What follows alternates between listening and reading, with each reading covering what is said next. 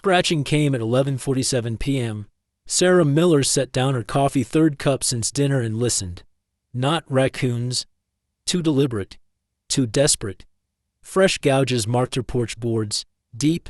Frantic.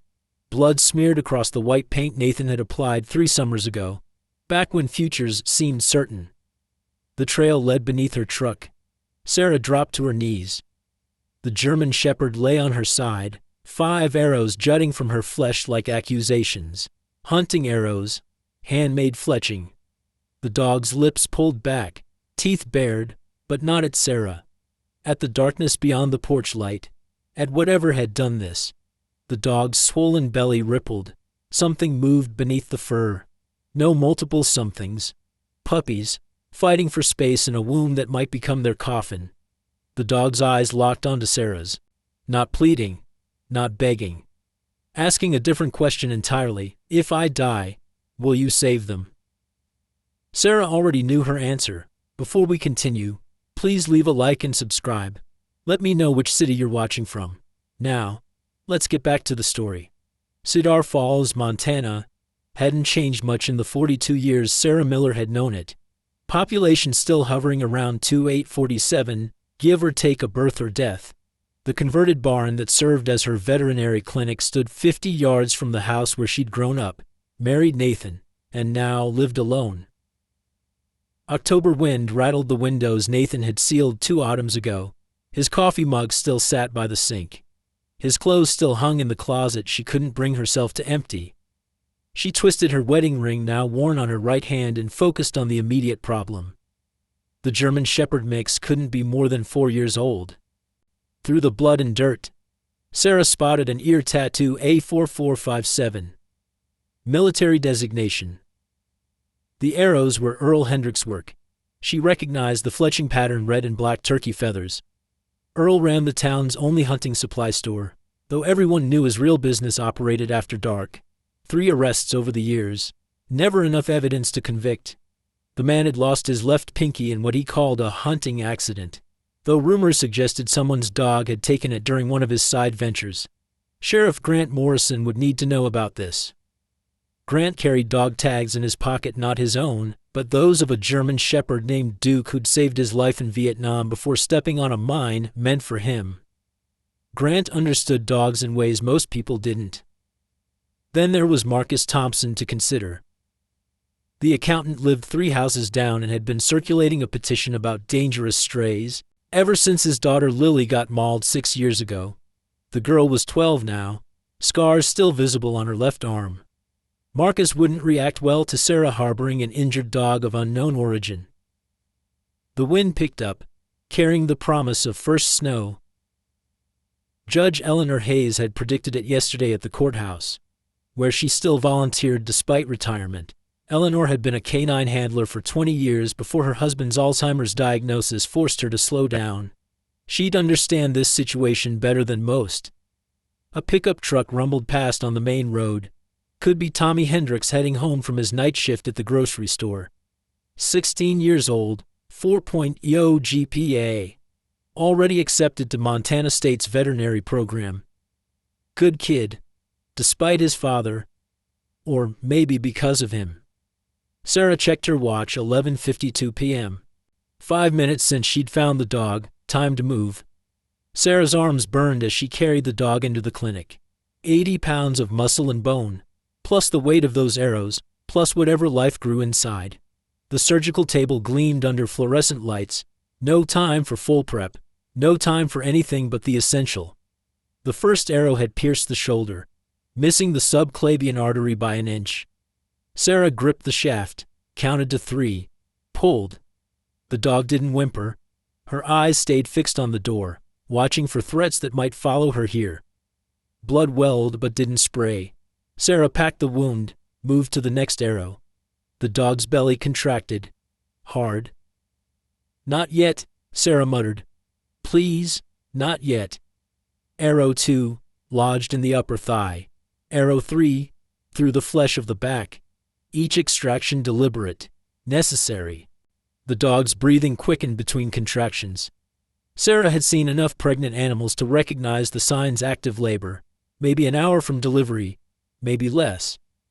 She reached for arrow 4 when fluid gushed onto the table. Clear, tinged pink with blood. The dog's water had broken.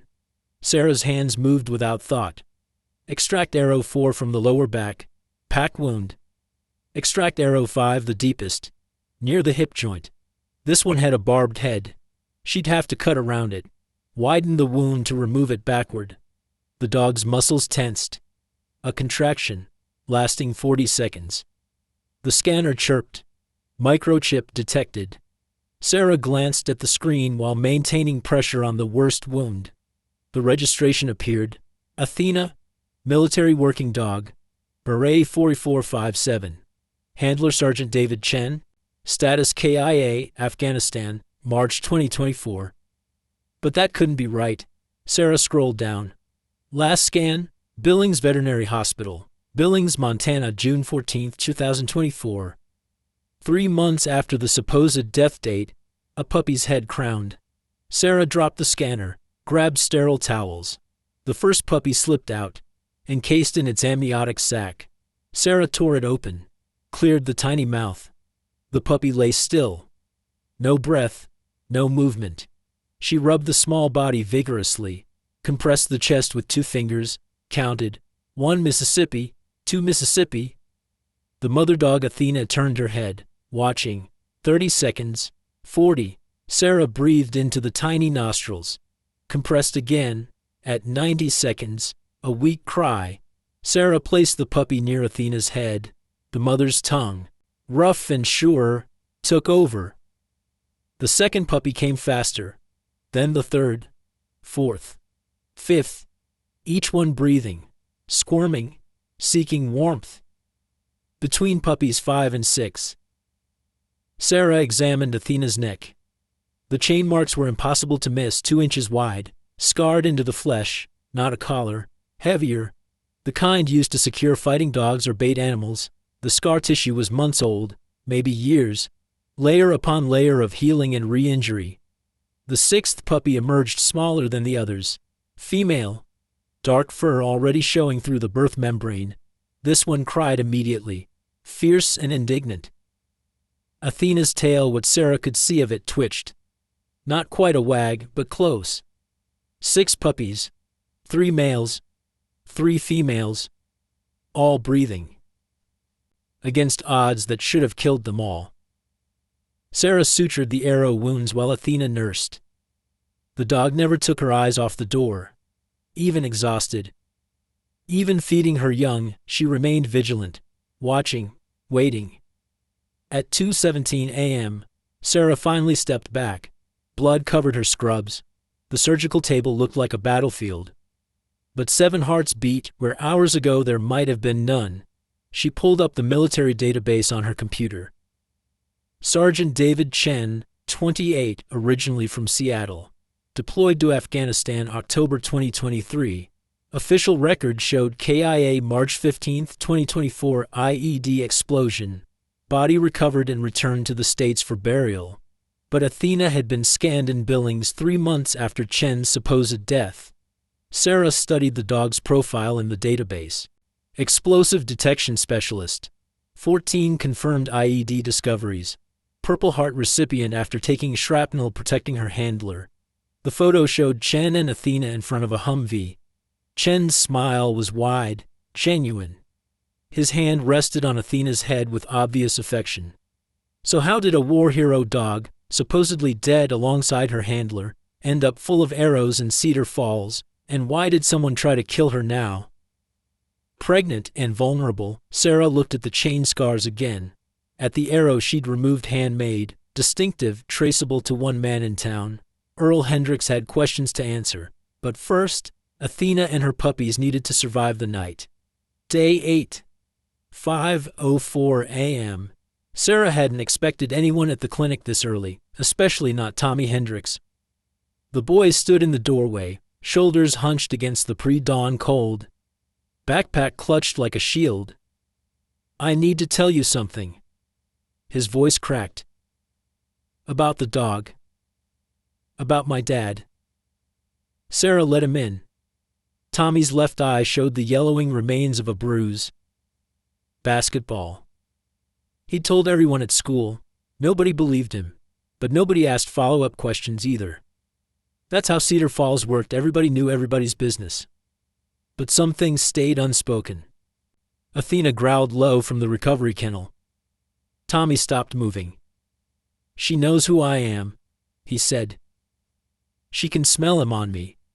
"Smell who?" "My dad. And Sergeant Chen." Sarah's hand froze on the coffee pot. "Chen's dead. Afghanistan." "No." Tommy pulled a tablet from his backpack, hands shaking. "That's what they wanted everyone to think. He made it back. He was trying to find Athena." The screen showed a news article from the Billings Gazette, dated June 20th, 2024. "Seattle man found dead in Yellowstone River." The photo showed David Chen in civilian clothes, very much alive after his supposed death in March.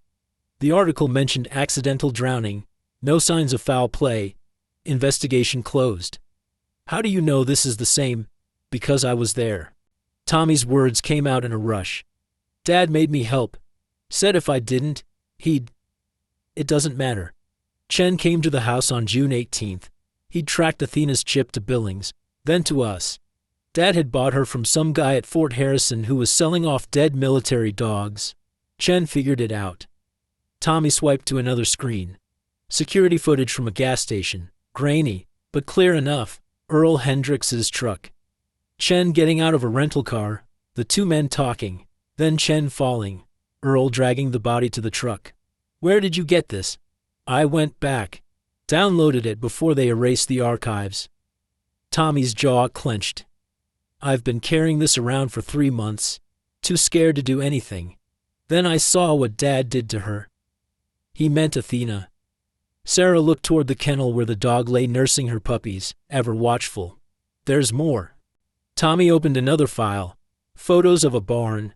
Dogs in cages, stacked 3 high. Most showed scarring. Several were missing ears or eyes. Dad doesn't just sell hunting supplies.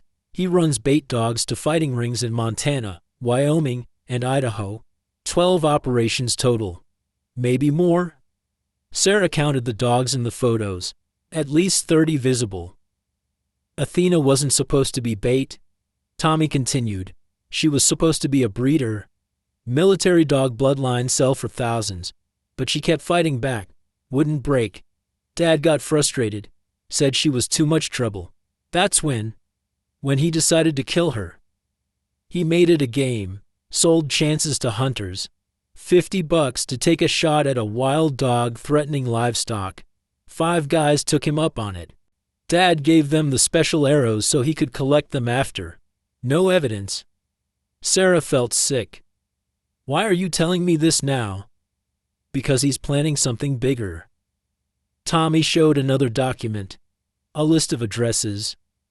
Sarah recognized several all owned either fighting dogs or had reported missing pets in the last year. Her address was circled in red. "He knows you have Athena. He's been watching. And these people." Tommy pointed to the other addresses. "They're all witnesses or problems. Dad's partner in Wyoming got arrested last month. Now everyone's paranoid. They're cleaning house. Partner. Jake Morrison. No relation to your sheriff. They move dogs across state lines. Makes it harder to track. Wyoming guy ran the biggest ring. But now..." Tommy pulled up another article. 40 dogs seized. Morrison's talking to the feds for a plea deal. Dad's scared. Sarah thought about Chen, about a soldier who survived Afghanistan only to die searching for his dog. "Tommy, we need to go to Sheriff Morrison." With what a teenager's word against his father, the video's not enough. Dad's lawyer will say it's too grainy to prove anything. And if I testify... He touched his bruised eye absently. "Last time I disagreed with him about something small. I missed a week of school." "Then what do you suggest?" Tommy pulled out a flash drive. "Everything's on here, but there's more I can get. Dad keeps records. He's paranoid about his partners cheating him. Names, dates, money transfers. It's all in a safe in the barn. I know the combination he doesn't know I know." That's too dangerous. So was coming here. Tommy stood. That dog Athena, she tried to protect Chen. I saw it on the full video. Even after Dad choked him out, she kept trying to get between them. Dad had to chain her to the truck to stop her. She watched Chen die trying to save him. Sarah looked at Athena again. The dog's eyes hadn't left Tommy since he'd arrived. Give me 3 days. Tommy said. There's a dog fight scheduled for Saturday. Big money. Lots of players coming in. Dad will document everything because he doesn't trust the out-of-state crews. After that, you'll have enough evidence for the FBI, not just local police. What if something happens to you? Then you still have this. He set the flash drive on the counter. The gas station footage is time-stamped. Chen's rental car agreement is in there. His phone record showing he was tracking Athena. It's enough to start an investigation. Tommy moved toward the door, careful to keep distance between himself and Athena's kennel. The dog tracked his movement, hackles slightly raised. She knows I didn't help him willingly, Tommy said quietly. But she also knows I didn't stop him. Dogs remember everything, don't they? Before Sarah could answer, he was gone, disappearing into the gray dawn. Sarah picked up the flash drive. Such a small thing to hold so much death. She thought about Chen. Following his dog's trail from Fort Harrison to Billings to Cedar Falls, he must have loved Athena fiercely to risk everything finding her. Athena had settled back with her puppies, but her eyes remained open, fixed on the door Tommy had exited through. The smallest puppy the fierce female nursed aggressively, tiny paws kneading against her mother's belly. 3 days. Sarah had to keep them safe for 3 days, while a 16-year-old boy gathered evidence against his own father. She thought about calling Grant Morrison immediately. But Tommy was right, they needed more than grainy footage and the word of a rebellious teenager. Her phone buzzed. Text from an unknown number. Don't let her out of your sight. They know where she is. T. Sarah walked to the window. The morning was still dark, but she could see headlights on the main road, moving slowly. They passed the clinic, continued on, then came back. Passed again.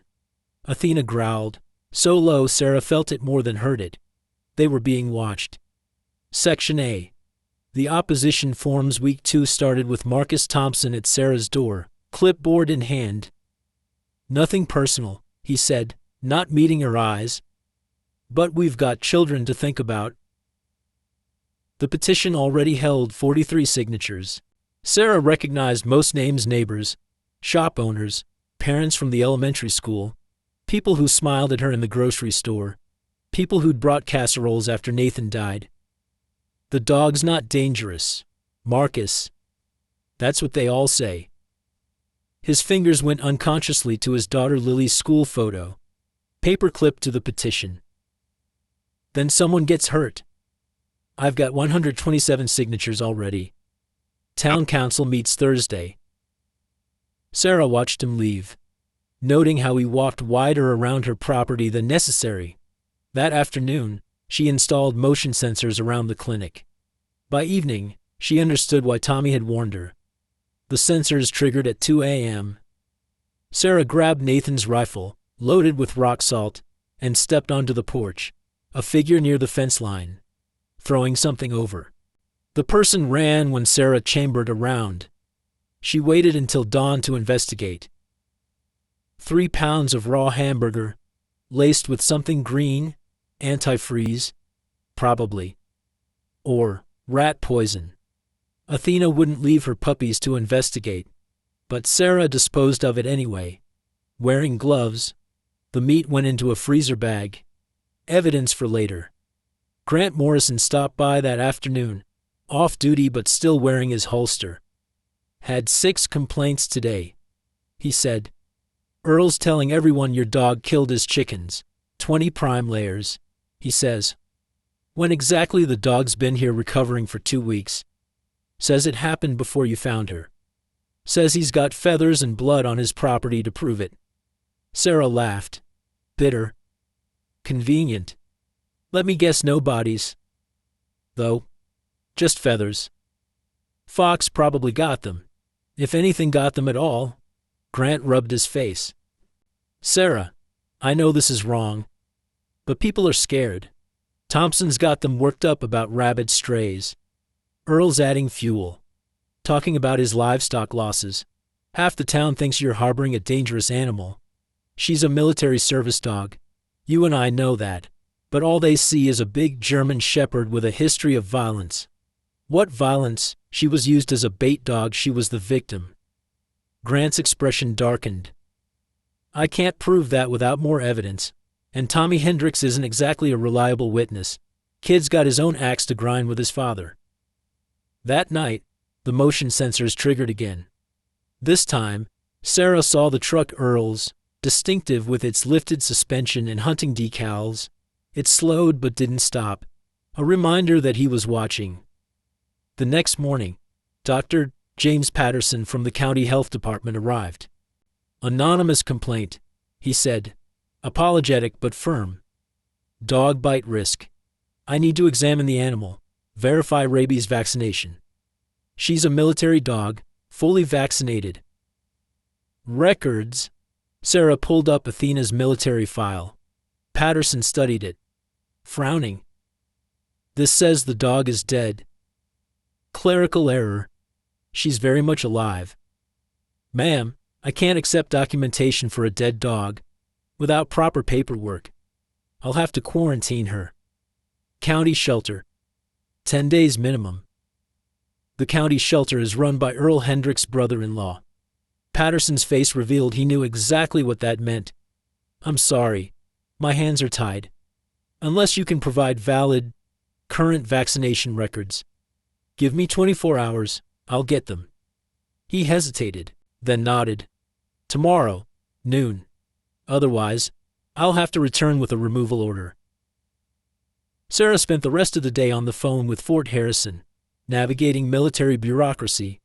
Each department passed her to another. The dog was dead, they insisted. No records existed for a dead dog. Sergeant Chen's unit had been disbanded, scattered to different bases. Finally, she reached a sympathetic clerk who whispered, "Try the Veterans Administration. Sometimes handlers keep personal copies." But Chen was dead. His next of kin, a sister in Seattle, might have his effects.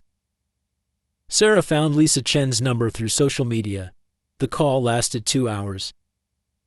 David knew something was wrong, Lisa said. He got back from deployment in February, not March. The IED story was covered. He was investigating missing military dogs. 6 confirmed dead that were actually sold. Athena was the only one with an active tracker. Who was selling them? Someone at Fort Harrison. David wouldn't say who said it went high up. He took leave in June to find Athena. Last text I got said he'd tracked her to some place called Cedar Falls. Sarah's blood chilled. Do you have any of his records? Vaccination papers? Everything. David documented everything. He was building a case. Can you overnight them? I'll do better.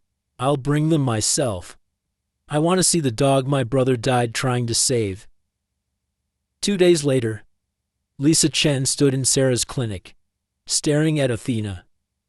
The dog's reaction was immediate whining, tail wagging, straining against the kennel door. She remembers David, Lisa said, tears streaming. He talked about her constantly. Said she saved his unit 12 times over. Lisa had brought more than vaccination records. She'd brought David's investigation files.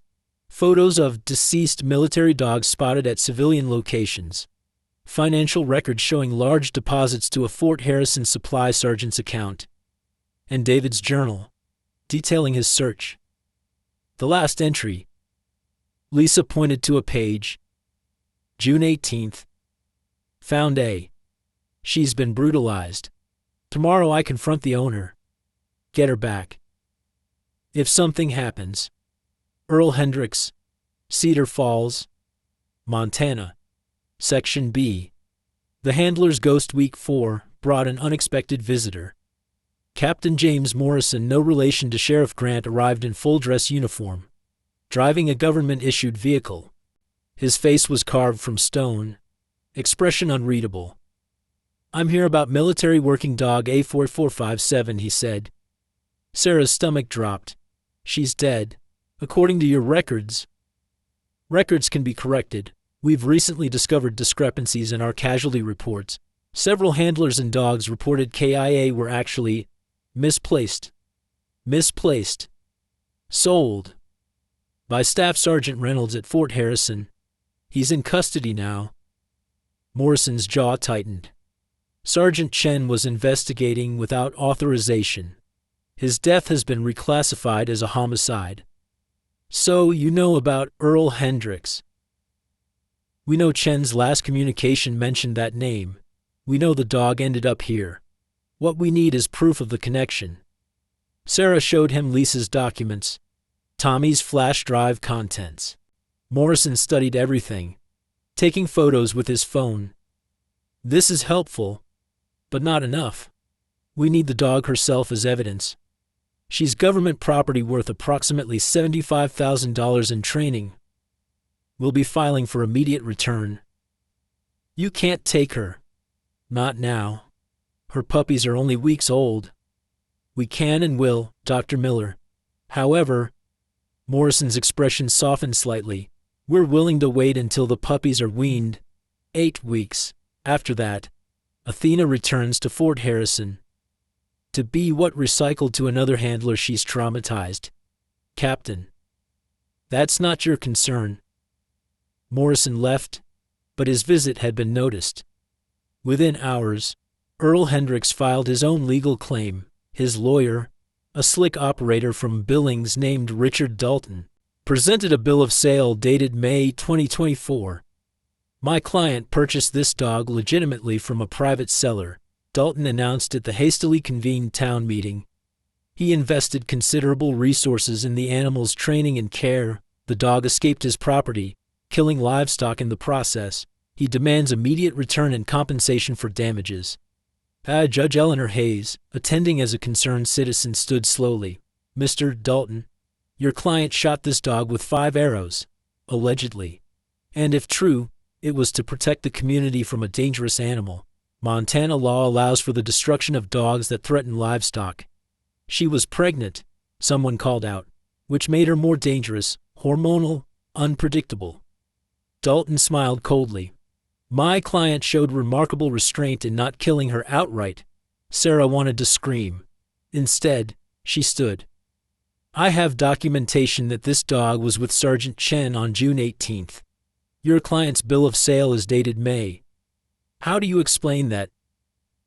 "Easily. Chen stole the dog from my client. When Mr. Hendricks confronted him, Chen attacked. My client defended himself. The drowning was accidental, a tragedy resulting from Chen's criminal behavior." The room erupted. Half-sided with Earl, he was a local, after all. The other half looked uncertain. Lisa Chen, who'd extended her stay, sat rigid with fury. "My brother was murdered," she said, voice cutting through the chaos. "And you're protecting his killer." "That's a serious accusation," Dalton replied smoothly. "Do you have proof? Because we have a bill of sale. We have dead chickens. We have a dangerous dog that needs to be controlled." Grant Morrison stood. "Enough. This is becoming a legal matter. Judge Hayes, with your experience, what's the protocol?" Eleanor Hayes's eyes were sharp. 3 parties claiming ownership: military, Mr. Hendricks, and Dr. Miller as current caretaker. This needs a formal custody hearing. I'll recuse myself from presiding due to personal involvement, but Judge Franklin from Billings can hear it. 2 weeks to prepare arguments. The meeting dissolved into arguments. Sarah noticed Tommy Hendricks in the back recording everything on his phone. His eye had healed, but he moved stiffly, new bruises hidden under his clothes. That night, Sarah couldn't sleep. She sat with Athena, watching the puppies tumble over each other. The smallest female, Sarah had started calling her Hope, was the most aggressive, constantly challenging her larger siblings. "Your dad died for you," Sarah told Athena. "And now they want to drag you through hell again." Athena's tail thumped once. She understood tone if not words. The next morning brought a new development. Captain Morrison returned with a JAG lawyer and a forensic veterinarian. They examined Athena thoroughly, documenting every scar, every injury. The chain marks are consistent with fighting dog restraints. The vet reported, "These puncture scars match pit bull bite patterns. This dog's been used as bait repeatedly." "Can you prove?" when Morrison asked. "Based on scar tissue development, most injuries are 3 to 6 months old, consistent with the timeline after Chen's death." They also brought Chen's service record and videos from Afghanistan. One showed Athena detecting an IED that would have killed a school bus full of children. Another showed her taking shrapnel to protect Chen during an ambush. "This dog's a hero," Morrison said quietly. "What happened to her is a disgrace." But heroism didn't matter in court. What mattered was documentation, and Earl's forged bill of sale was convincing. Dalton had also produced witness statements, people who'd seen Athena menacing their property. All lies, but signed and notarized. Section C breaking point week 6 arrived with violence. Tommy showed up at school with a black eye he couldn't explain away. Basketball season was over. Everyone knew what it meant. But Cedar Falls protected its own, even the worst of them. Sarah found the flash drive in her mailbox that afternoon. No note, but she recognized Tommy's handwriting on the label, "Watch Alone." The first video was time-stamped June 18th, 11:47 p.m. Earl's barn. The camera angle suggested Tommy had hidden his phone in the loft. David Chen was alive, kneeling on the barn floor, hands zip-tied behind his back. Earl stood over him, Louisville Slugger in hand. "Where's my dog?" Chen demanded. "Your dog," Earl laughed. "She's nobody's dog now. Too damaged for breeding, too stubborn for fighting. But her puppies, those'll sell nice. I'll pay whatever you want. With what you're dead, remember, died in Afghanistan. Heroic sacrifice." Earl's voice dripped mockery. "Nobody even knows you're here. My sister thinks you're chasing ghosts, mental problems, PTSD, tragic, really." The video jumped edited. Next scene, Chen was on the ground, blood pooling from his head, but still breathing, still moving. Earl made a phone call. "Yeah, it's done. Bring the truck." "No, the river. Make it look like he slipped. I don't care. Just handle it." The video ended. The second video was from 3 nights ago. Earl in the barn again, but this time with 4 other men. Sarah recognized 2 players from the Wyoming ring that got busted. "We're shutting it down," one said. "Too hot now. Feds are sniffing around." "After Saturday's fight," Earl argued. "Big money coming in. We clear 200 grand, then we scatter." "And the witnesses?" Earl pulled out a list. Sarah's address was at the top. "Fires happen. Dogs escape and attack people. Accidents occur." He shrugged. "Rural Montana's dangerous." The last video was the worst. Tommy, probably holding the phone himself, face swollen and bloody. "Dad knows I've been talking to someone. Doesn't know who. I'm leaving this where Dr. Miller will find it. If something happens to me." It was him. The safe combination is 071582. His birthday. Everything's in there. Sarah drove immediately to Grant Morrison's house. Didn't call, phones could be monitored. Grant was eating dinner, but one look at Sarah's face had him reaching for his service weapon. They watched the videos together. Grant's expression went from skeptical to horrified, to furious. "Jesus Christ, this is enough for federal charges. Tommy's in danger. Tommy's our key witness. Without him..." Grant's phone rang. He answered, face paling. "There's been an accident. Tommy Hendricks is in the hospital, fell down the stairs, apparently." They drove to the hospital in Grant's patrol car, lights flashing. Tommy was conscious, but barely. Fractured ribs, broken wrist, concussion. Earl sat in the waiting room, playing concerned father. "Terrible accident," he told anyone who'd listen. "Kids these days, always on their phones, not watching where they're going." Grant pulled the doctor aside. "Full body scan, document every injury." This is evidence in an ongoing investigation. Sheriff, I can't. You can and will. That boy's been systematically abused. Unless you want to be complicit. The doctor nodded, understanding. Sarah sat with Tommy while they waited for the scan results. He couldn't speak, jaw possibly fractured, but his eyes were alert. She leaned close. We have the videos. You did good. He squeezed her hand weakly. The scans revealed the truth: old fractures, poorly healed, pattern injuries consistent with years of abuse. The doctor, pediatric specialist Dr. Rachel Park, looked sick. This isn't from falling downstairs. This is... I'm calling CPS. And the FBI. No need, Grant said, showing his badge. They're already on their way. Earl must have sensed the shift. When Sarah returned to the waiting room, he was gone. His truck peeled out of the parking lot, tires screaming. Grant radios went wild. All units, Earl Hendricks is now wanted for questioning in relation to assault, murder, and interstate trafficking. Approach with caution. Sarah thought of Athena and the puppies, alone at the clinic. The motion sensors she'd installed seemed inadequate now. I need to get back, she told Grant. I'll send a deputy. No, I'm going. She drove back, watching mirrors for Earl's truck. The clinic was quiet, but wrong quiet. The front door stood slightly open. Sarah grabbed Nathan's rifle again, pushed inside. Athena's kennel was empty. The puppies were crying in a box by the door, but their mother was gone. A note on the exam table. Want your dog back? Come to the barn. Alone. Bring the evidence. Fair trade. Sarah looked at the puppies. Hope, the smallest, had climbed out of the box and was determinedly crawling toward the door, seeking her mother. She picked up the puppy, feeling its tiny heart racing against her palm. Your mom's coming back, she promised, no matter what it takes. She called Grant. Earl has Athena. He wants to trade for the evidence. Absolutely not. We'll surround. He'll kill her. You know he will. Sarah, don't do anything. She hung up. Sometimes the law wasn't enough. Sometimes you had to make your own justice. She loaded the rifle with real ammunition this time. Time to end this. The preceding day, 42. The Yellowstone County Courthouse stood like a brick monument to frontier justice, its limestone steps worn smooth by a century of people seeking resolution. Sarah climbed them slowly, aware of the weight this day carried.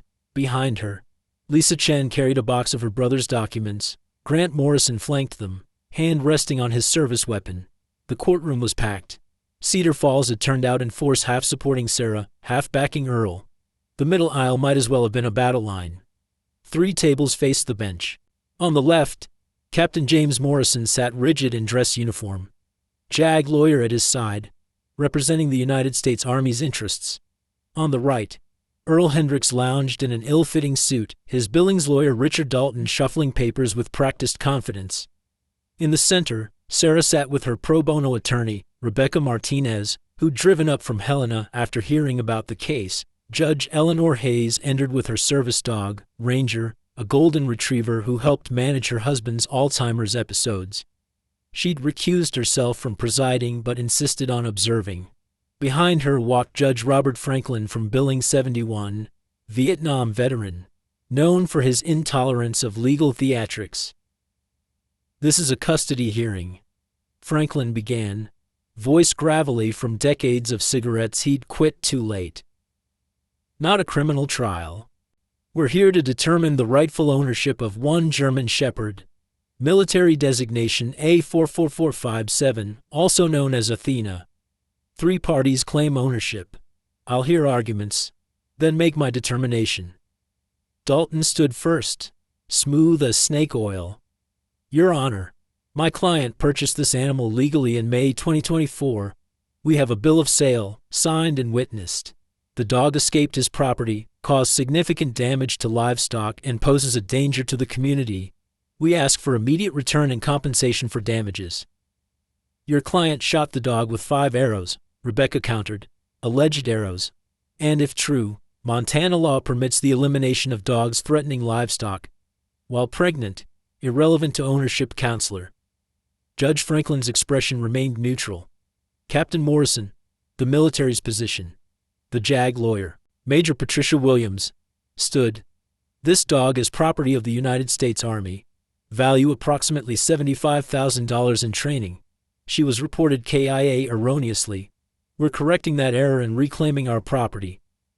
And Dr. Miller, Franklin turned to Sarah's table. Rebecca stood. My client rescued a dying animal and provided emergency medical care. Under Montana's abandoned property statutes and veterinary care liens, she has legitimate claim. Furthermore, we question the validity of other claims given evidence of criminal activity. What evidence? Dalton demanded. We'll present that shortly. But first, Your Honor, we'd like to note the absence of a key witness. Tommy Hendricks was supposed to testify today. Earl shifted in his seat. My boy's sick. Stomach flu. Grant Morrison stood from the gallery. Your Honor, may I approach? Franklin nodded. Grant handed over a folder of photos. These were taken this morning at 5 a.m. when I executed a welfare check on Tommy Hendricks. I found him locked in a storage shed on the Hendricks property, bound with zip ties. These bruises are consistent with restraint and assault. The courtroom erupted. Earl shot to his feet. That's a lie. Sit down, Mr. Hendricks, Franklin commanded. Sheriff Morrison, where is the boy now? Hospital, Your Honor, under protective custody. He's willing to testify via video link if you'll allow. I'll allow it. Set it up. While the court technician arranged the video connection, Sarah watched Earl. His facade of confidence was cracking. He kept glancing at the exits, calculating. Tommy appeared on the screen, jaw wired shut from the fractures, but his eyes were clear and determined. He held a white board to communicate. Tommy, Franklin addressed the screen. Did your father lock you in that shed? Tommy wrote, yes. To prevent you from testifying. Yes. He said he'd kill me if I talked. Dalton objected. Your Honor, this is hearsay and irrelevant to the ownership question. It speaks to credibility, counselor. Continue. Rebecca stood. Tommy, do you have knowledge relevant to this dog's ownership? Tommy wrote for a long moment, then held up the board. I saw my father murder Sergeant Chen. The dog was Chen's. Dad stole her after killing him. The courtroom exploded. People shouted. Chairs scraped. Someone screamed. Judge Franklin slammed his gavel repeatedly. Order: anyone who can't maintain composure will be removed. When silence returned, Franklin looked at Earl. Mr. Hendricks, these are serious allegations. Your Honor, Dalton intervened. My client denies these baseless accusations. A troubled teenager's word is backed by evidence. Rebecca interrupted. We'd like to present video evidence. Obtained illegally, no doubt, Dalton said quickly. Inadmissible. Franklin leaned forward.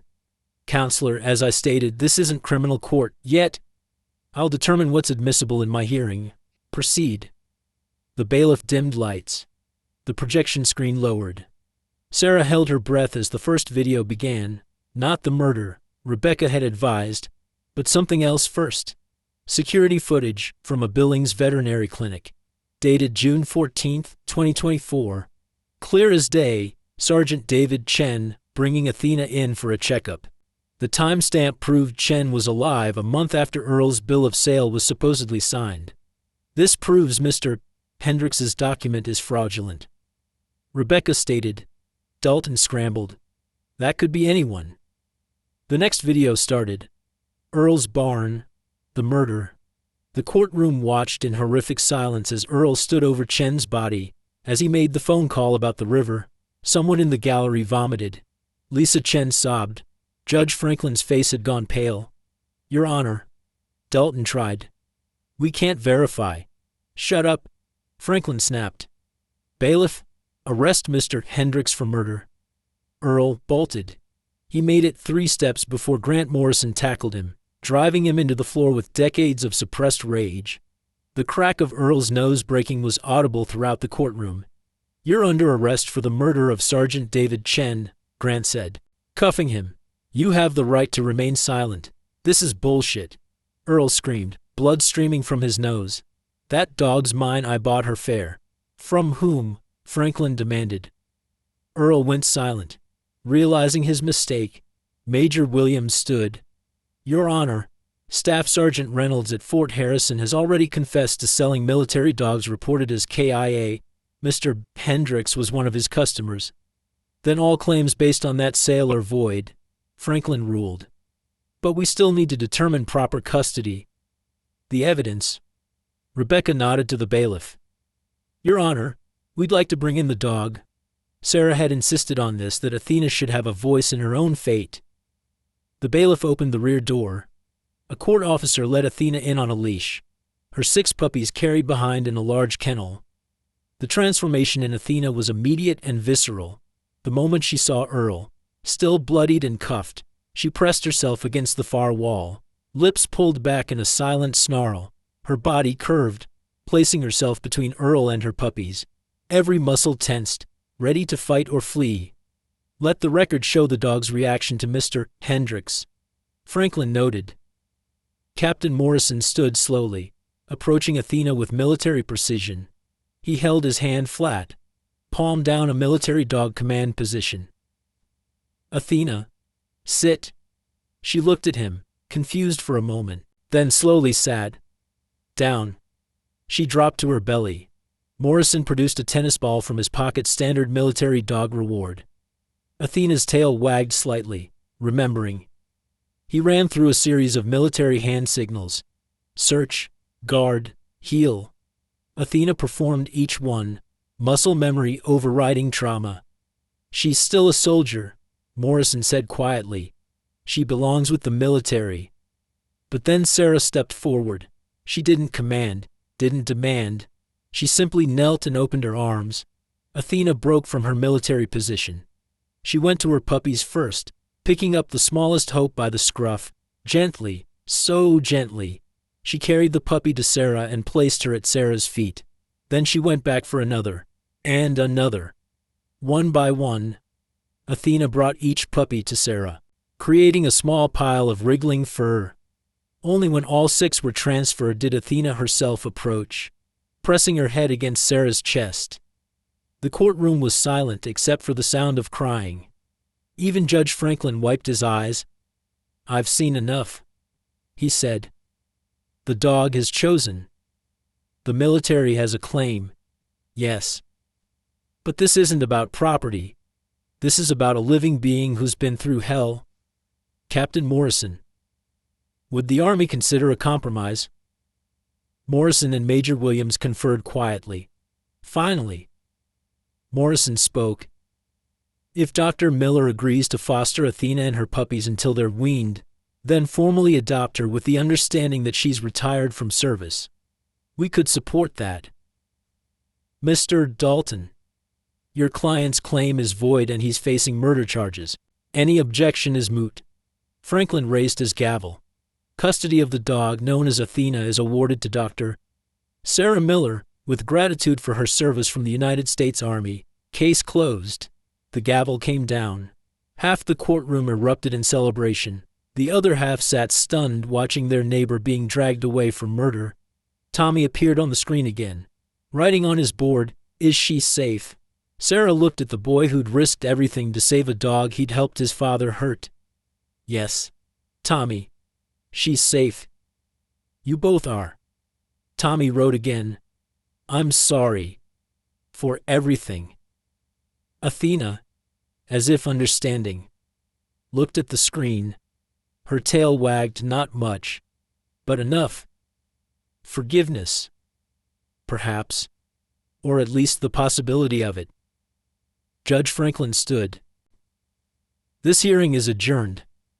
But let me say this: what happened to Sergeant Chen, to this dog, to young Tommy here, is a stain on this community. We failed them all. That changes today. As people filed out, Sarah gathered the puppies while Athena watched. Lisa Chen approached, touching Athena gently. David would be so happy, she whispered. You saved her.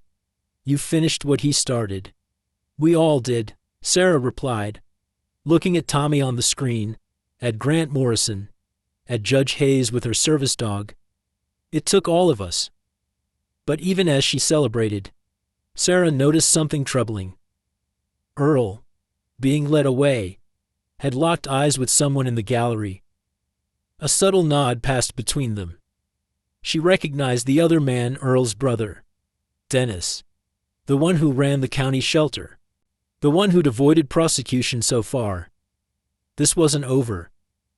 That night, Sarah kept watch from her porch. Nathan's rifle across her lap. Athena lay beside her. Puppies safe in the house. The motion sensors were active, but Sarah didn't trust technology alone. At 2:17 a.m., she smelled it first. Smoke. The clinic was on fire. The smoke reached Sarah's lungs before her brain registered what was happening. 17 a.m. She'd been dozing on the porch, rifle still across her lap, when Athena exploded into motion, not a bark, something more primal, a howl that spoke of immediate, mortal danger. Orange light flickered through the clinic windows. Sarah's body moved without conscious thought. The rifle clattered to the porch boards. Her bare feet hit frost-covered grass, each blade like a tiny knife. The clinic door she'd left it unlocked for quick access swung open to reveal hell. The hay storage in the back had become an inferno. Flames crawled up the walls like living things, eating the wood she and Nathan had stained together 3 summers ago. The smoke was black, chemical accelerant, gasoline or kerosene. This was no accident. The puppies were in the recovery room, middle of the building. Sarah dropped to her knees, crawling below the smoke line. Her veterinary training kicked in. Smoke rises. Stay low, count your steps so you can find your way back. 7 steps to the recovery room door. The handle was already warm. Inside, the puppies were crying, a high-pitched keen that cut through the roar of flames. They'd been in a large pen, newspapers and blankets for bedding. Sarah grabbed the emergency carrier she kept by the door, metal wire, meant for cats, but it would do. 4 puppies went in immediately. The 2 smallest, Hope and her brother she'd named Courage, had crawled under the blankets, instinctively seeking shelter. Sarah's hand swept through the bedding, searching. The smoke was thicker here, pushing down from the ceiling like a black hand. Her fingers found fur, Hope, recognizable by her size, into the carrier. Where was Courage? The ceiling groaned.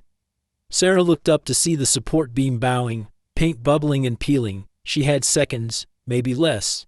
She grabbed the carrier with 5 puppies and ran, not crawled, ran, through smoke that seared her lungs, past flames that had jumped to the examination room. The drug cabinet exploded, oxygen tanks or something pressurized, sending glass shrapnel across the room.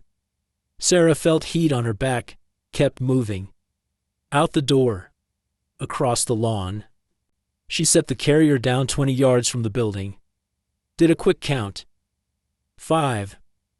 Hope. 3 of her brothers. 1 sister. Courage was still inside. Sarah turned back. Athena was at the clinic door, her entire body communicating refusal. She blocked Sarah's path, teeth bared. Move. Sarah tried to push past. Athena held firm. My fault. Sarah gasped. I have to. The recovery room window exploded outward, flames reaching into the night like grasping fingers. Sarah broke past Athena, plunged back into the building. The smoke was floor to ceiling now. Sarah held her breath, eyes streaming, navigating by memory. 7 steps. Turn left. The recovery room door had burned away, edges glowing like a portal to hell. She dropped flat. Army crawled inside. The pen had partially melted, plastic edges drooping. Sarah's hand swept frantically through the ash and embers. A small form moving. Courage, pressed into the corner. Fur singed but alive. She grabbed him, tucked him inside her shirt. The ceiling beam cracked like a gunshot. Sarah rolled sideways as it came down. A burning mass of timber and insulation. It caught her left leg, pinning her at the calf. The weight was crushing, the heat unbearable. She could smell her own flesh beginning to burn. She pushed against the beam. It didn't budge. The fire was all around now, consuming the oxygen, replacing it with poison. Her vision started to tunnel, dark edges creeping in. Courage squirmed against her chest, his tiny heart racing against her sternum. This was how she'd die. In the clinic Nathan built for her, at least the puppy would know. He wouldn't survive either. The smoke would kill him in minutes. Something seized her jacket collar. Teeth. Powerful jaws clamped on the reinforced collar of Nathan's old work jacket, the one she wore for everything. Athena, who had somehow found her in this inferno, was pulling with every ounce of her 80 pounds. The jacket started to tear. Athena adjusted her grip, got better purchase, pulled again. Sarah pushed with her free leg, screaming as the beam scraped along her trapped calf, tearing skin, an inch of movement, 2. Athena's paws slipped on the ash-covered floor. She reset, pulled again. Sarah felt the bone in her leg grinding, maybe breaking. Didn't care. Another inch. Another. Her leg came free. Athena didn't wait. She kept pulling, dragging Sarah backward through the doorway, through the hallway. Sarah held Courage against her chest, using her free hand to help push them along. The smoke was so thick she couldn't see Athena, could only feel the steady, relentless pull. They burst through the front door as the roof collapsed. Sarah rolled onto the grass, coughing black mucus. Courage still squirming inside her shirt. Athena collapsed beside her, sides heaving, muzzle covered in ash except where Sarah's jacket had protected it. The clinic was fully engulfed now. Sarah watched, helpless, as the hand-carved sign Nathan had made, Miller Veterinary Clinic, established 2019, blackened and fell. The examination table where she'd saved Athena and delivered the puppies was visible through the shattered window, warping in the heat.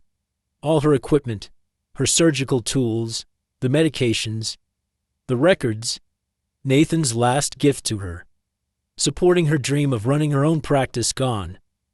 But Courage was breathing. Sarah pulled him out, checked him quickly. Singed, scared, but alive. 6 puppies total. She counted again, desperate to be wrong. 5 in the carrier, 1 in her hands. 6? They'd saved 6. Sirens wailed in the distance. Someone had called it in. Sarah saw lights coming on in houses, people emerging. Grant Morrison's patrol car tore into the driveway, followed by the volunteer fire department. The puppies, Sarah croaked when Grant reached her. Check all the puppies. He and another deputy carefully examined each one while paramedics worked on Sarah's leg. 5 were coughing but responsive. The 6th one of the males Sarah had named Honor wasn't moving right. His breathing was labored, too much smoke and tiny lungs. Sarah tried to stand, to help, but her leg wouldn't hold. She could only watch as the paramedics worked on Honor, delivering tiny puffs of oxygen through a makeshift mask. "Come on, little man," one whispered. Honor took a deeper breath, then another. His paws twitched. Relief flooded Sarah until she remembered 7. There had been 7. Where was Sarah? Grant's voice was gentle. Too gentle. He was holding something wrapped in his jacket. Small. Still. The 7th puppy. The other female. Grace.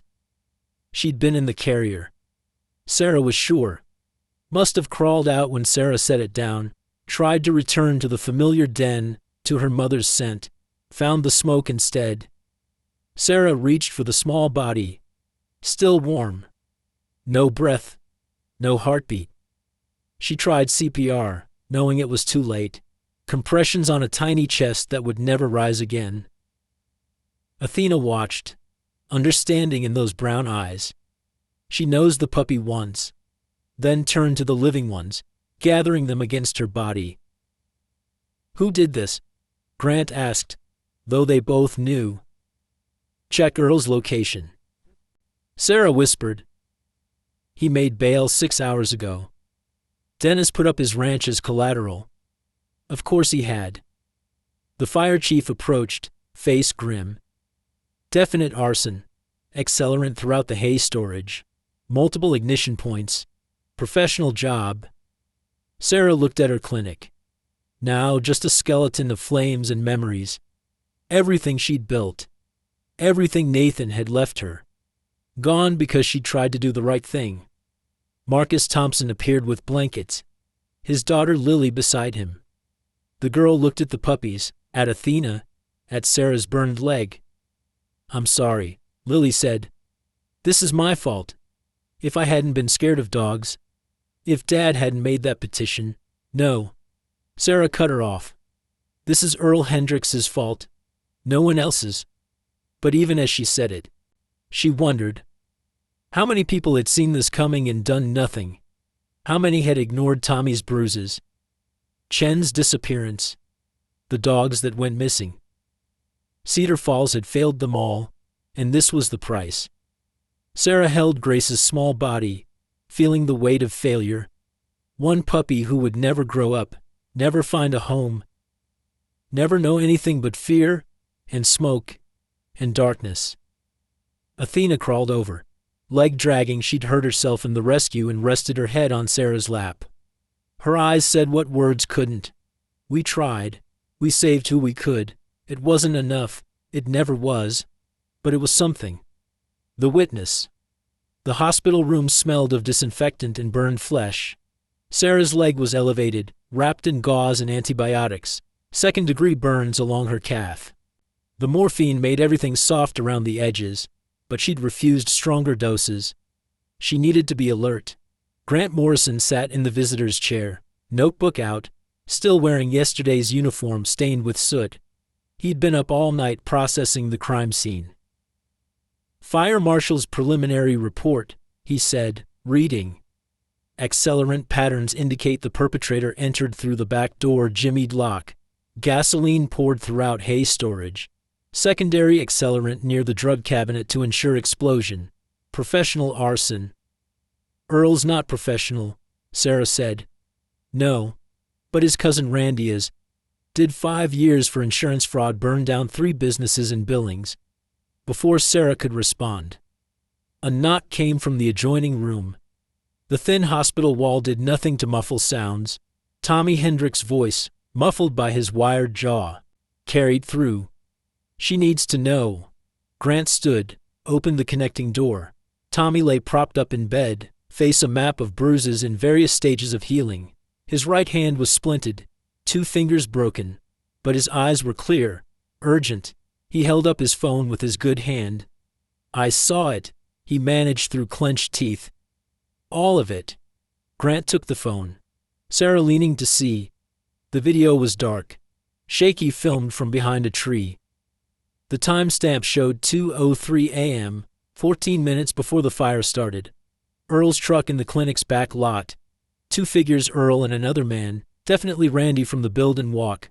They carried gas cans, moving with purpose. No hesitation. They'd planned this. The audio was clear despite the distance. Earl's voice, "Make sure it goes up fast. Don't want anyone playing hero." "What about the dogs?" "They're evidence. Better if they burn." Randy laughed. "Like that soldier boy. No evidence, no crime." "Exactly. Though drowning was cleaner than this." The video continued. Earl stood watch while Randy worked, occasionally checking his phone. At one point, a car passed on the main road. Both men ducked, waited, continued. Then Earl made a call. The audio was faint but audible. "It's done, or will be in 10 minutes. "Yeah, delayed ignition."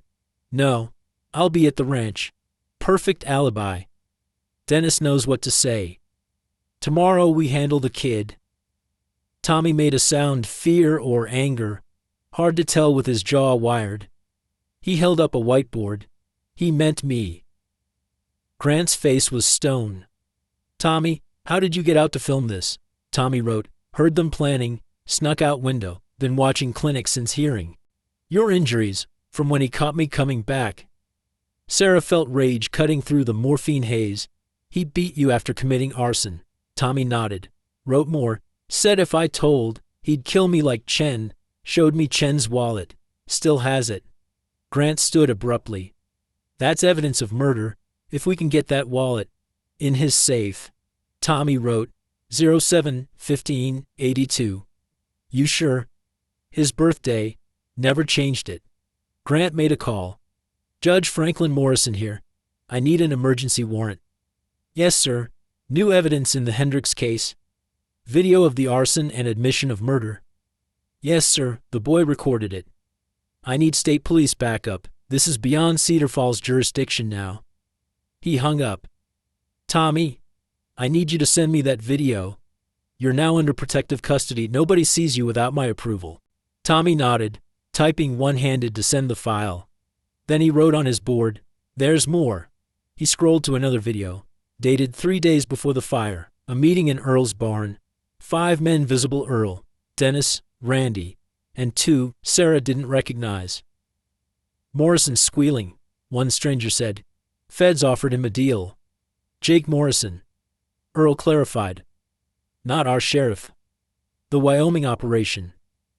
Same difference. He knows about all of us. The whole network. Earl pulled out a map, marking locations with a red pen. These are the problems. The vet. Obviously. She's got the dog. Thompson might flip. He's getting soft. Judge Hayes knows too much. And my boy. Your kid. He's been talking to someone. Found him at the vet's place twice. Can't have family testifying. So what's the plan? Clean sweep. Fires, accidents, whatever it takes. We go dark for 6 months, then restart in Idaho. The men nodded agreement. Money changed hands. Tommy had zoomed in enough to see the denominations. Thousands of dollars. This is conspiracy, Grant breathed. Interstate racketeering. This is FBI territory. Sarah realized what Tommy had risked to get this footage. A 16-year-old boy, already brutalized, gathering evidence against his own father. Why? She asked him. Why risk it? Tommy wrote slowly, each letter deliberate. Chen loved that dog. I helped kill him. Can't undo that. But maybe I can balance the scales. The reckoning. 72 hours after the fire. Cedar Falls woke to thunder. Not from the sky, from helicopters, Blackhawks, 3 of them, landing in the field behind Earl's ranch. FBI tactical teams poured out like ants from a disturbed hill. More vehicles on the ground, Suburbans with federal plates, Montana State Police, even ATF. Sarah watched from her hospital bed through the window. Grant had positioned her room strategically, knowing she'd want to see. He stood beside her bed, radio crackling with updates. Team 1 in position. Team 2, breach on my mark. Suspects potentially armed. The operation was massive, 12 locations across 3 states, all synchronized. The network Tommy had exposed ran deeper than anyone imagined. Not just dogfighting, but drugs, weapons, interstate trafficking. Earl's ranch secured. A voice reported. 2 in custody. Earl and Dennis Hendricks. Wallet recovered from safe. Another voice.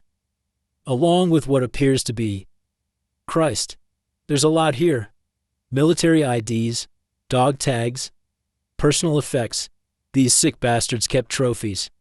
Sarah thought of Chen's sister, waiting in Seattle for news. The radio continued crackling updates. A warehouse in Wyoming with 53 dogs in various states of neglect. A training facility in Idaho with blood-stained fighting pits. Names, dates, financial records. Earl had documented everything, paranoid his partners would cheat him. Then came the worst news. Team 4. We've got a situation. Mass grave behind the barn. Preliminary count. 31 dogs. Various stages of decomposition. Sarah closed her eyes. 31 dogs who hadn't survived the training. The ones too weak, too small, too gentle to fight. Grant's phone rang. He listened, face paling. They found Chen, he said quietly. Body was hidden in a feed storage unit, frozen. Earl was keeping him as insurance, in case his partners turned on him. Sarah vomited into the bedpan. The morphine couldn't numb this. More updates flooded in. Randy arrested at his girlfriend's house. He'd burned his clothes but missed blood spatter on his boots. Jake Morrison in Wyoming giving a full confession in exchange for protection. Names, dates, every brutal detail. The forensics team at Sarah's clinic found something else. Accelerant patterns suggested 2 initial targets. The clinic, yes, but also the house.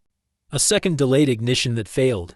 If it had worked, Sarah would have died in her sleep, never knowing the clinic was burning. He wanted you dead, Grant said unnecessarily. This was attempted murder. By noon, the arrest count stood at 73 people across the network. Dogfighters, trainers, breeders, gamblers, veterinarians who'd patched up fighters without reporting, property owners who'd rented space for fights. Judge Franklin had come out of semi-retirement to handle the emergency warrants. Federal prosecutors were flying in from Denver. This was no longer just about Earl Hendricks, it was about dismantling an entire underground economy built on blood and suffering. Lisa Chen arrived that afternoon, having driven straight through from Seattle. Sarah was discharged to make room for incoming patients. Some of the rescued dogs needed immediate care. Lisa pushed Sarah's wheelchair to the temporary command center Grant had set up in the courthouse. They found David. Lisa said, tears streaming. We can bury him properly now. On the table was Chen's wallet, evidence tagged but visible. Inside, a photo of him with Athena in Afghanistan. Both young, both whole, both unaware of what awaited them. The FBI agent in charge, Special Agent Patricia Woods, laid out the scope. Based on financial records, this network moved approximately $2 million annually. They operated across 7 states. We've identified over 400 dogs that went through their system in the last 3 years. Most are dead. She pulled up a photo on her laptop. Earl's ledger, detailed as any accountant's. He recorded everything. Every dog bought, sold, fought, killed. Every bet placed. Every official bribed to look the other way. One name stood out: a state senator from Wyoming who'd bet heavily on fights and helped quash investigations. This goes high, Woods said, and wide. Cedar Falls was just one node, but an important one. Remote, insular, law enforcement that could be avoided if not bought. Grant's jaw clenched at that. He'd been clean, but 2 of his deputies were in the ledger taking payments to ignore complaints about missing pets. The response. A week after the fire, Cedar Falls transformed. Sarah had never seen the courthouse this full. People spilled out onto the lawn, onto the street. National media had arrived: CNN, Fox, everyone wanting the story of the small town that had harbored a monster. But this wasn't about media. This was about Cedar Falls deciding what it wanted to be. Marcus Thompson stood at the podium, his daughter Lily beside him. The same man who'd petitioned against Athena now faced his neighbors with shame and determination. I was wrong, he began. I let fear blind me. I saw a dangerous dog where I should have seen a victim. I ignored Tommy Hendricks's bruises because it was easier than asking questions. We all did. Lily stepped forward, 12 years old but speaking with startling clarity. A dog hurt me when I was 6, she said, showing her scars. But that doesn't mean all dogs are bad. Athena saved Dr. Miller. She went into a fire for someone who'd shown her kindness. That's not dangerous, that's heroic. She held up a tablet showing a fundraising page. We've raised $200,000 in 36 hours. People from all over the country want to help rebuild the clinic. The number stunned Sarah. She sat in a wheelchair, her legs still too damaged to bear weight, with Athena beside her. The surviving puppies were with a foster volunteer, too vulnerable yet for crowds. More people spoke. Business owners pledging materials, contractors offering labor, veterans groups organizing to support military dogs. Then came the surprise. Captain James Morrison, not Grant, but the military officer, stood in dress uniform. Sergeant Chen's unit wants to contribute, he announced. These men served with David. They knew how much Athena meant to him. They've sent this. He unfolded an American flag, the one that had covered Chen's coffin at his original Empty casket funeral. They want Athena to have it. And this? A medal. Chen's Bronze Star.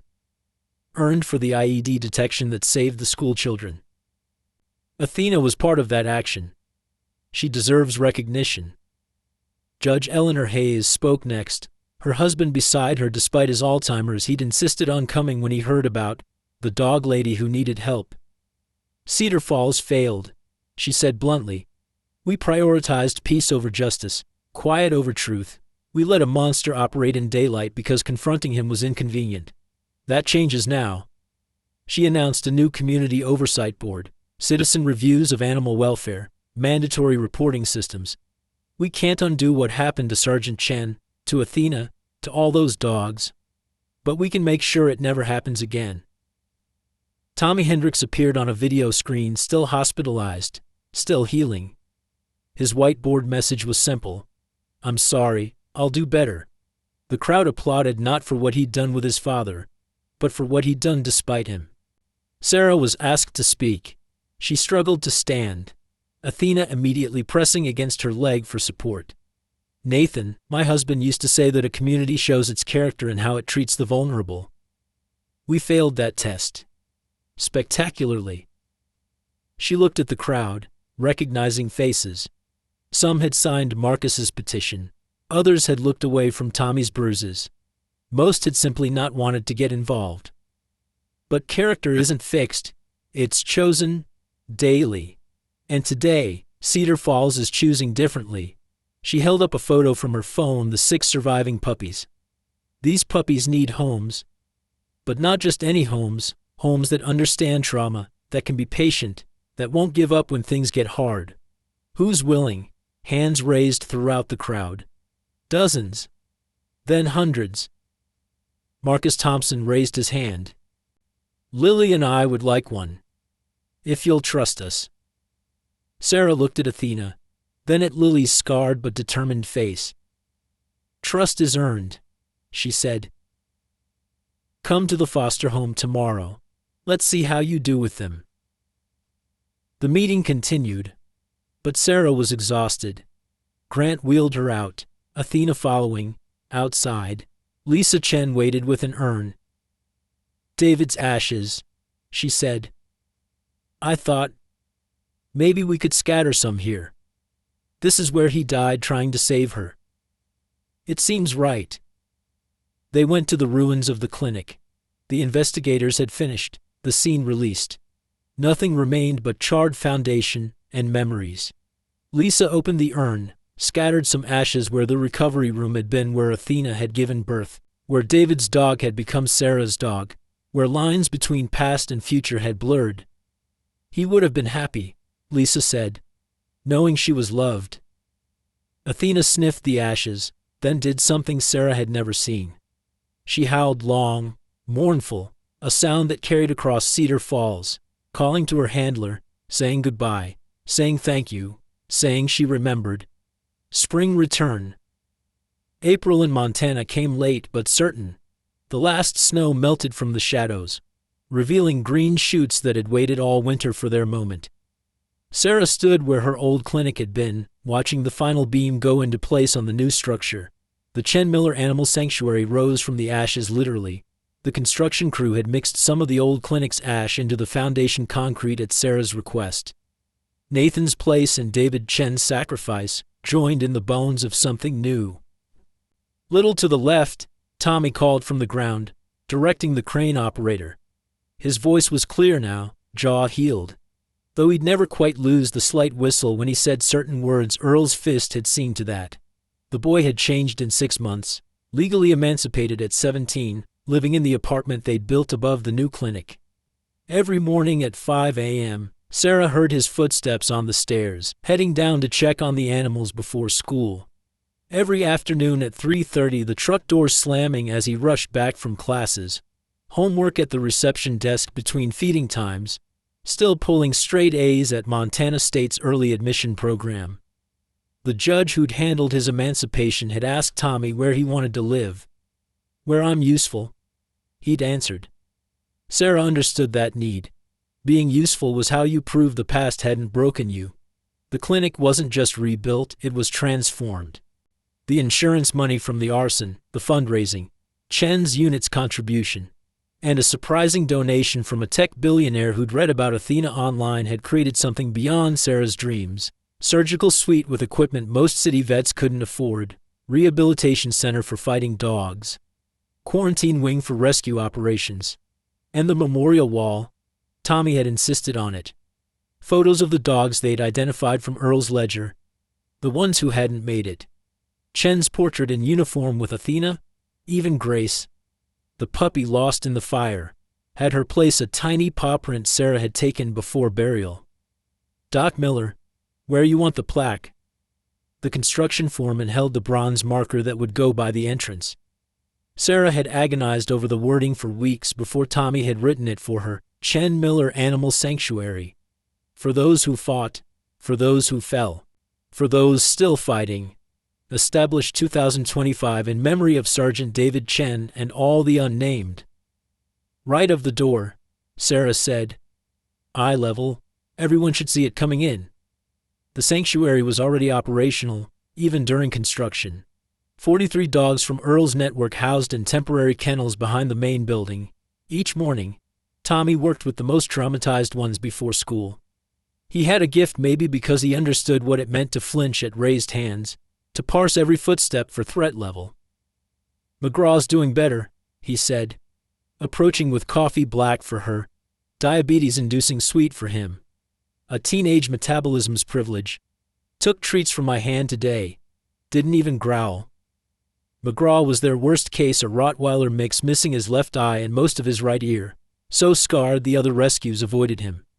Tommy had claimed him immediately. He just needs to remember not everyone's Earl, he'd said. Sarah sipped her coffee, watching the mountains. Nathan would have loved this view.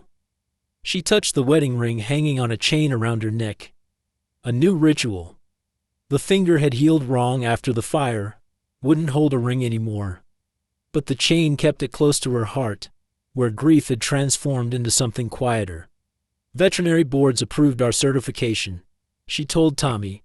We're officially a teaching facility. You can do your practicum here next year. Tommy's face lit up, a rare sight that made him look his age for once. Really? Dr. Park from the hospital wants to volunteer too. Says if we can handle fighting dogs, we can handle anything. The main building was nearly complete. Solar panels on the roof, a donation from the high school's environmental club. Gardens planned for the grounds, Marcus Thompson's contribution. His way of apologizing daily for the petition that had nearly cost them everything. Your dad would be proud, Tommy said quietly. Sarah looked at him, this boy who'd lost his father to justice, who'd chosen testimony over blood. They both would be, she said, meeting Nathan and Chen. The reunion. The ceremony was scheduled for noon, but people started arriving at 10. Cars lined the road for half a mile. License plates from Washington, Oregon, California. Chen's unit had traveled far for this. Sarah stood in her new office, struggling with the zipper on her dress uniform. Not military veterinary corps. She'd served 2 years before meeting Nathan. Never thought she'd wear it again. But today felt like it required formality. Athena lay on her bed in the corner, 6 months older and showing it. The fire had damaged her lungs, she tired easily now. But she was dressed too. In a service vest Lisa Chen had specially made, Sergeant Chen's unit patch on the side. You ready for this? Sarah asked. Athena's tail thumped once. Always ready. Outside, 300 people had gathered, Chen's unit in dress uniforms, veterans from 6 states, every dog person within driving distance. Media. Though Grant Morrison was keeping them corralled. The platform Tommy had built stood in the sanctuary's courtyard, American flag at half-mast. Lisa Chen waited there with the urn containing her brother's remaining ashes. The rest already scattered at meaningful places: his Seattle home, the base where he'd trained, the ruins of Sarah's old clinic where he'd died trying to save Athena. Captain James Morrison served as officiant, his voice carrying across the silent crowd. We're here to honor Sergeant David Chen, killed not in combat but in devotion. and to recognize military working dog Athena, who survived what should have killed her. He read Chen's service record. Afghanistan deployment. 14 IED detections, the school children saved. Then the harder part, his investigation into missing military dogs, his murder by Earl Hendricks, the network he'd died exposing. Sergeant Chen understood that loyalty runs both ways. He refused to abandon his partner, even when that partner was declared dead. That loyalty cost him his life but saved dozens of dogs and exposed a criminal network that had operated for years. Tommy was called to speak. He'd written his words on index cards but didn't look at them once. "My father taught me everything," he began. "How to track, how to hunt, how to read wind patterns and animal behavior. He also taught me how to hate, how to hurt, how to look away when conscience said look closer." He paused, gathering himself. "But you learn from negative examples too. My father taught me what not to be. Every bruise taught me not to use strength against the helpless. Every lie taught me the value of truth. His cruelty to animals taught me they deserve protection." His voice cracked on the next part. "I helped move Sergeant Chen's body. I'll carry that forever. But I also carry this, the knowledge that one person standing up can stop evil." Sergeant Chen stood up. Dr. Miller stood up. Even Athena stood up, protecting her puppies despite 5 arrows in her body. He looked directly at the camera. This was being streamed to Earl in federal prison. So, I stood up too. Late, but not too late. The crowd was crying openly now. Marcus Thompson's daughter Lily, volunteering at the sanctuary every weekend, helping socialize the rescued dogs despite her own scars, wiped her face with her sleeve. Captain Morrison called Athena forward. She walked slowly, Sarah beside her. On the platform, Morrison produced a medal. By special authorization of the Secretary of Defense, military working dog A4457 called Athena is awarded the Distinguished Service Medal for extraordinary heroism and devotion to duty. He pinned it to her vest. Athena sat perfectly still, training overriding age and injury. Additionally, Athena is formally retired with full honors and released to permanent civilian placement with Dr. Sarah Miller. The crowd erupted. Athena's tail wagged, just slightly. She was still on duty. After all. Lisa Chen approached with the urn.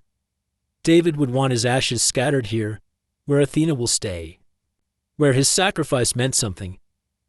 They walked to the memorial garden. Tommy had designed a circle of native plants around a simple stone bearing Chen's name and dates.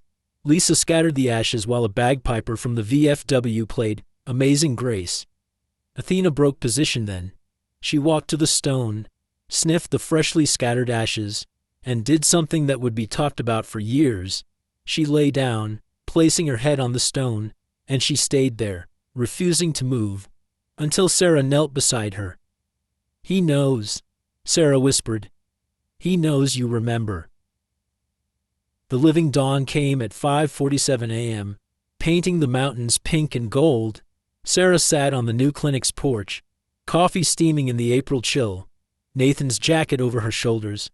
The ring on its chain caught the first light when she breathed. 4 shadows moved through the yard, Athena's surviving puppies.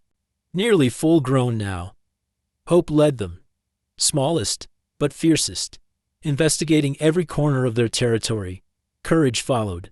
Still bearing faint scars from the fire but moving with confidence. Honor had gone to Marcus Thompson, visiting today. The last 2, Faith and Valor, lived here. Sanctuary dogs, who'd never quite be ready for normal homes. Under the pine tree, 2 small headstones caught the morning light. Grace, lost in the fire. One of the rescues who hadn't survived surgery. Despite Sarah's best efforts, the sanctuary saved most, but not all. That was the bargain you made. You saved who you could and honored who you couldn't. Athena lay beside Sarah's chair, head on her paws but eyes open, always watching. 6 months since the fire. Earl serving life without parole. Dennis, 25 years. Randy, 15. The network dismantled, though everyone knew another would rise eventually. Evil was persistent like that. But so was good. Tommy's truck pulled up, right on schedule. 5:50 a.m., before his morning rounds. He got out slowly, the limp would be permanent. Nerve damage from one of Earl's beatings. But he moved with purpose, leading something on a leash. McGraw, the ugliest dog Sarah had ever seen and somehow the most beautiful. Missing eye, torn ear, scars mapping a history of violence. But his tail was wagging. First time Sarah had seen that. Brought him to meet the puppies, Tommy said. Figure he needs to learn dogs can be friends. McGraw approached carefully. Hope intercepted him first. All 25 pounds of attitude. Hackles up. McGraw dropped to his belly. Made himself small. Hope circled, sniffed. Decided he was acceptable.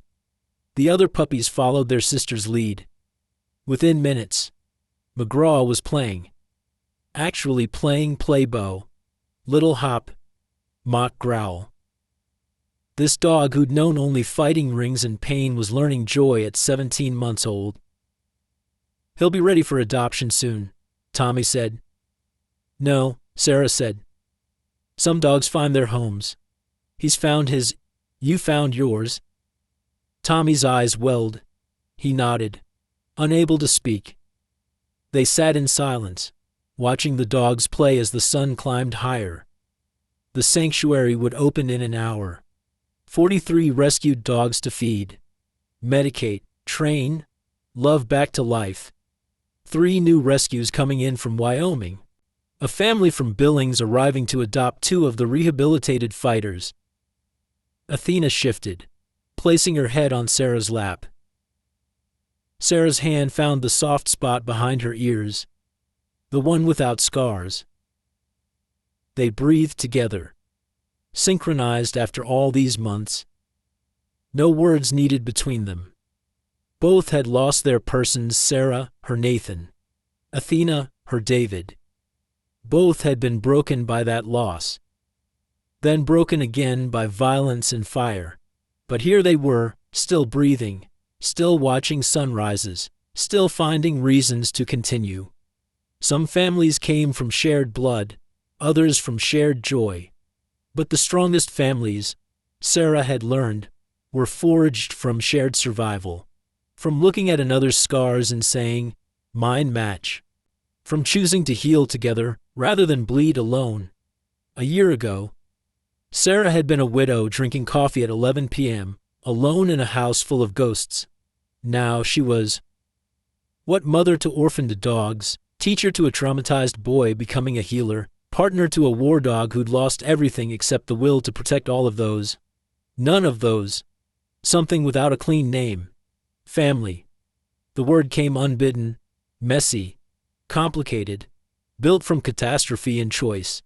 But family, nonetheless. Tommy started the morning feeding, McGraw helping by carrying the empty food bowls.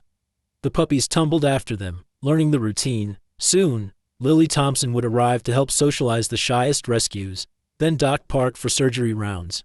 Then the volunteers, the adopters, the investigators still documenting Earl's network, life, continuing despite everything, because of everything. Sarah's hand stayed on Athena's head. The dog's breathing had deepened into sleep, but even unconscious. She tracked sounds, a car door, a bird, the puppy's play, always on duty, even in rest. Some homes rise from ashes, Sarah said softly. Not sure if she was talking to Athena, Nathan's memory, or herself. The sun cleared the mountains, flooding the sanctuary with light. 43 dogs began their morning chorus barks, howls, whines of anticipation, the sound of the damaged, learning to trust again. Sarah stood, leg aching where the burn scars pulled. Athena rose with her, automatic, ready for whatever came next. Together, they walked toward the kennels, toward the work, toward the noise and need and necessary chaos of healing. Behind them, the memorial stone caught the light, Chen's name clear and permanent. Ahead, Tommy was laughing, actually laughing, as McGraw tried to carry 3 bowls at once, dropping them all. The puppies pounced on the scattered kibble. Hope stood on her hind legs, front paws on Tommy's knee, demanding attention. This was what victory looked like. Not grand gestures or perfect endings. Just this damaged beings choosing to continue, to care, to find light despite the darkness they'd known. Sarah opened the first kennel. A pit bull named Rosie, one of Earl's bait dogs, crawled forward on her belly. Yesterday, she'd hidden in the corner. Today, she approached. Tomorrow, maybe she'd stand. Progress. Slow. Sometimes backward, but always forward in the end. Athena moved to the next kennel, lying down so the terrified beagle inside could sniff through the bars. Teaching by example, humans could be trusted. Sometimes. The morning sun climbed higher, warming the Montana earth, announcing spring's determination to arrive. In the sanctuary born from ashes, 43 broken dogs and 2 broken humans continued the work of becoming whole. Not perfect, never perfect, but breathing, fighting, living, together. That was enough. That was everything. I need to tell you something about that morning. The one that changed everything. Sarah was standing in the sanctuary's doorway when Mrs. Henderson arrived, the woman who'd led the loudest protests against dangerous dogs. She held a casserole dish, hands trembling. "My grandson," she whispered. "He was at a friend's house. They had fighting dogs. One attacked." Sarah's breath caught. But then this scarred dog, this rescue from another yard, jumped between them. Saved him. The rescue died protecting a child it didn't know. Mrs. Henderson set down the casserole. "I was wrong. These dogs aren't born violent. They're taught. Just like Tommy was taught. Until he chose different." That afternoon, Cedar Falls held its first healing circle, victims of dog attacks sitting with survivors of abuse. Human and canine both. Lily Thompson spoke first, showing her scars. "Fear made me cruel. Understanding made me kind." McGraw lay at Tommy's feet. Athena pressed against Sarah. The puppies distributed themselves among the crowd, instinctively finding whoever needed them most. Sometimes redemption comes through fire. Sometimes through a dog's faithfulness. Always through choosing love over fear. That's what Chen knew. What Sarah learned. What Cedar Falls finally understood. Disclaimer. This is a work of fiction created solely for entertainment purposes. The story does not condone, promote, or encourage any form of violence, animal cruelty, or harmful behavior of any kind. All characters, events, and situations are entirely products of the author's imagination.